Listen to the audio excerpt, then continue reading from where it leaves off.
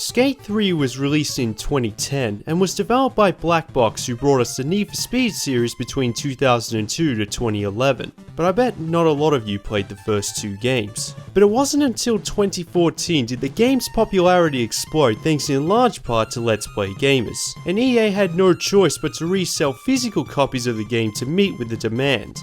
However, I picked this up years before its popularity because I was a fan of the Tony Hawk's Pro Skater series, and I thought it'd be worth checking out.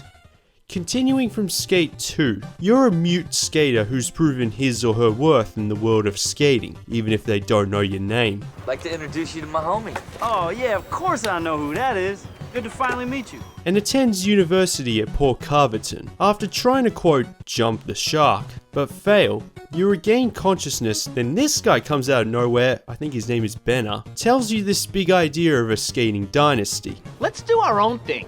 Let's start our own board company. Let's start the illest board company.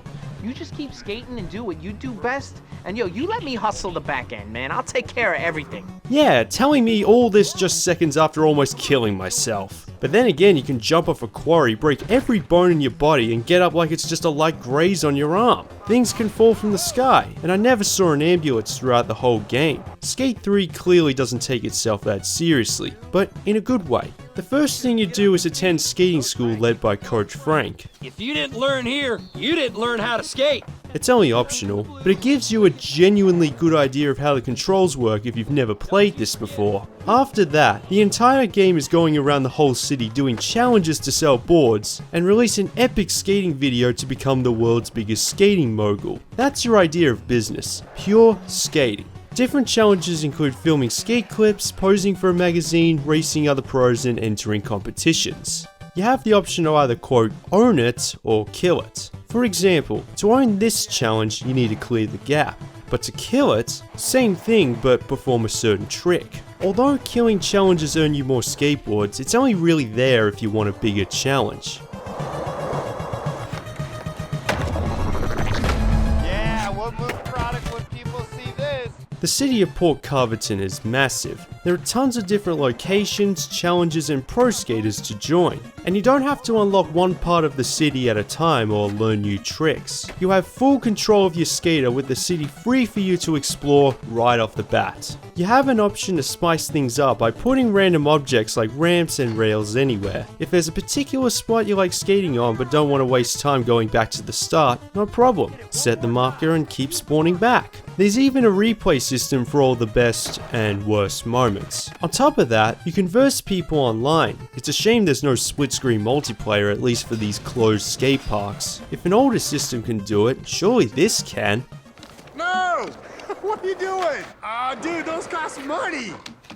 Along the way, you recruit skaters for your team and unlock skate parks that are fully customizable. Expect mine to be filled with the biggest jumps possible. However, there aren't that many logos to choose from. You can make up your own, but you have to be online to do so. Let's just assume that this is the team logo. My God, man, I'm getting so excited right now. You'll find your logo and posters all over the city as you earn skateboards, symbolizing your progress. You get plenty of equipment including skateboards and clothing, and more can be unlocked by completing challenges. Your teammates will also have their own photo and film shoots, and you select them for races and skate contests. I found these incredibly annoying because most of the time, your selected teammate is useless. In a contest, expect to carry a lot of the scoring load, and in a race, if you finish first place quickly enough to quote kill it, but your teammate is last, you still have to do it all over again. Fortunately, you don't have to be online nor complete every single challenge to reach the 1 million skateboard mark.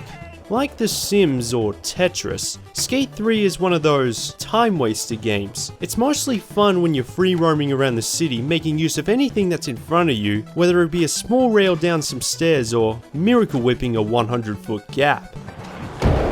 Although the soundtrack isn't as good as the Tony Hawk Pro Skater games, you do eventually grow to like it, if only it gave you the option to import your own music.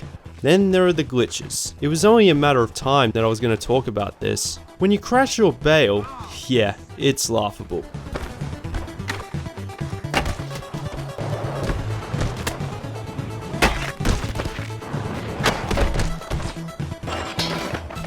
For real? On that? The thing is though, when you look at the glitches now in comparison to Tony Hawk's Pro Skater 5, they're not even that bad, and when you're trying to play this game properly, it doesn't affect the actual gameplay. In fact, the developers took advantage of this by creating Hall of Meat challenges where you have to bail or destroy your body to the best of your ability, or worse, depending on what you think. The Let's Play community go crazy over this sort of stuff, but when I played it, I never really paid attention. I was just enjoying the gameplay.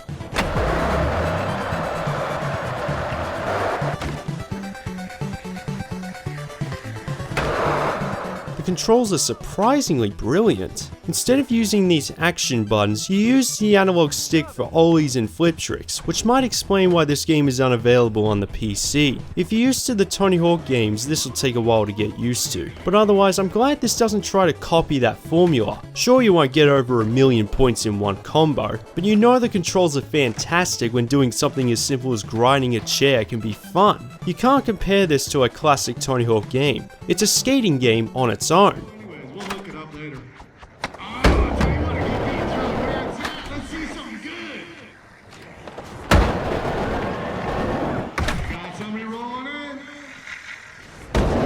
When it counted. Oh, he's just playing mind games with us all day.